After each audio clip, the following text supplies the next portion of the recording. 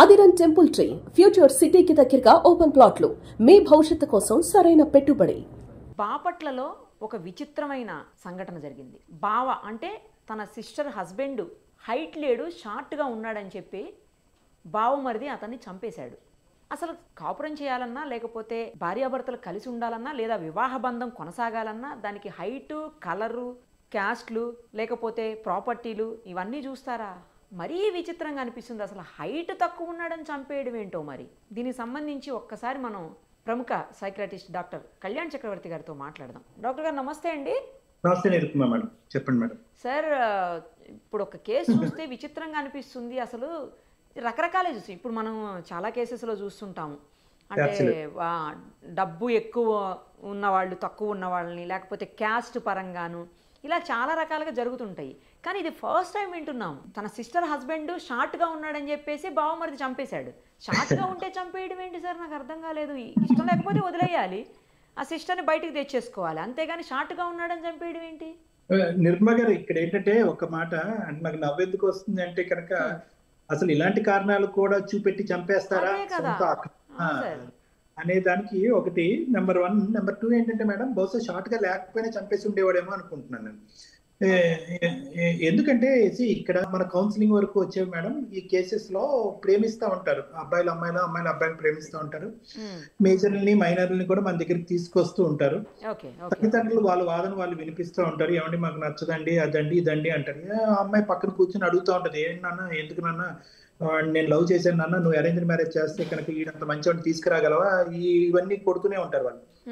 అయితే పేరెంట్స్ ఏదో విధంగా ఈ ఇష్యూని హైలైట్ చేయడం గురించి ఏదో కారణం చూపెట్టారు. సో కులం గాని చూపెడతారు, లేదంటే ఆర్థిక పరిస్థితులు, స్థితిగతులు చూపెడతారు.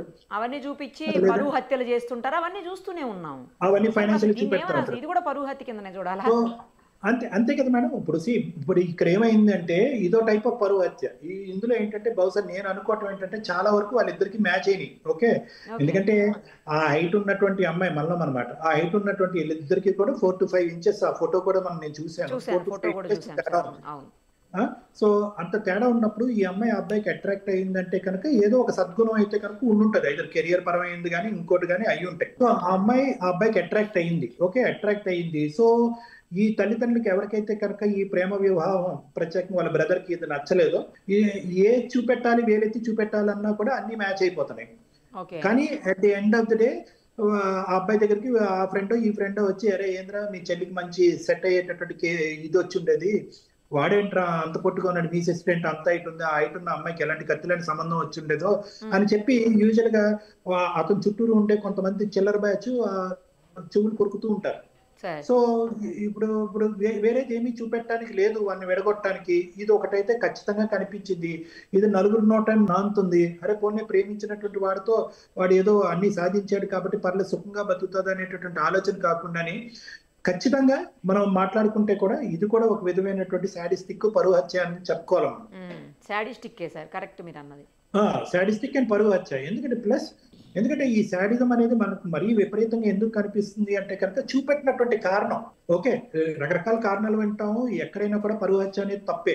అది క్యాస్ట్ పరంగా కానీ, ఫైనాన్సెస్ పరంగా కానీ, కెరియర్ పరంగా కానీ ఏదైనా. ఓకే, కానీ ఇక్కడ ఏంటంటే చూపెట్టేటటువంటి కారణం ఏదైతే చూపెట్టి వాడు హత్య చేశాడో అది ఇంకా ఆ వ్యక్తి యొక్క భీకరమైనటువంటి మానసిక పరిస్థితి స్టైల్ ని ఇంకా సాడిస్టిక్ గా మనకి రిఫ్లెక్ట్ చేస్తుంది. సబ్జెక్ట్ హైలైట్ అవుతుంది కాబట్టి ఈ రోజు మనం మాట్లాడుకుంటున్నాం. కానీ ఈ క్రూరమైనటువంటి చర్యలు ఏదైతే ప్రేమను వ్యతిరేకించాలంటే, ఆడపిల్లలు అబ్బాయిలు కూడా వెనక ముందు చూడకుండా ప్రేమించేస్తున్నారమ్మా.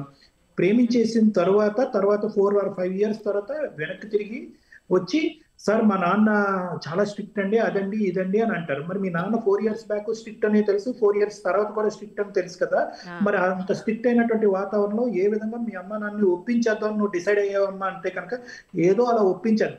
2 తరాల్లో కూడా ప్రాబ్లం ఉంది మేడం. ఆ తరం ఈ తరం అని కాదు, రెండు జనరేషన్స్ లో కూడా ప్రాబ్లం ఉంది. అసలు ప్రేమ వివాహాలకే మేము వ్యతిరేకత అని చెప్పి ఈ కాలంలో కూడా మాట్లాడుకునేటటువంటి ఒక స్థాయి. అందులో ఏంటంటే నేను చూసే కేసుల్లో వాళ్ళకి ఏజ్ మ్యాచ్ అవుతుంది, కెరియర్ మ్యాచ్ అవుతుంది, క్వాలిఫికేషన్స్ మ్యాచ్ అవుతున్నాయి, డబ్బులు మ్యాచ్ అవుతున్నాయి. అన్ని మ్యాచ్ అయినా కూడా తల్లిదండ్రులు ముందుకు వచ్చి, ఏమంటే మా అమ్మాయి ఇంత పని చేస్తుందని మేము అనుకోలేదని చెప్పి. ఆ జనరేషన్ లో కూడా ఒక తప్పు ఉంది. ఎందుకు ఆ స్థాయి యొక్క పట్టింపు పట్టు ఎందుకు? లేదండి ఏమని చెప్పుకుంటామండి, పలానా ఎక్స్ అనేటటువంటి వ్యక్తి యొక్క కూతురేని ప్రేమ వివాహం చేసుకుంది, నీకు ఇంత కాదు అంత సంబంధాలు వస్తున్నాయి కదా అని అంటే, ఏమండి వచ్చినటువంటి సంబంధం ఖచ్చితంగా మీరు అనుకున్నట్టే ఉంటుందని నేను గ్యారంటీ ఏంటి? అదే కదా. సో ఇది ఒకసారి. ఇటువైపు ఈ జనరేషన్ చూస్తే కనుక love is fashion man, love is common, ఈ స్టైల్లో ముందుకెళ్ళిపోతున్నారు. కరెక్టే, కామన్ ఫ్యాషన్. మీరిద్దరు ప్రేమించేసుకుని మీరు ఆనందంగా ఉండి మీ అమ్మ నాన్నలు బిక్కు బిక్కు అనుకుంటూ సమాజం అందరికీ సమాధానాలు చెప్పుకుంటూ కూర్చుంటే ఉంటే కనుక ఏం పెళ్ళేది?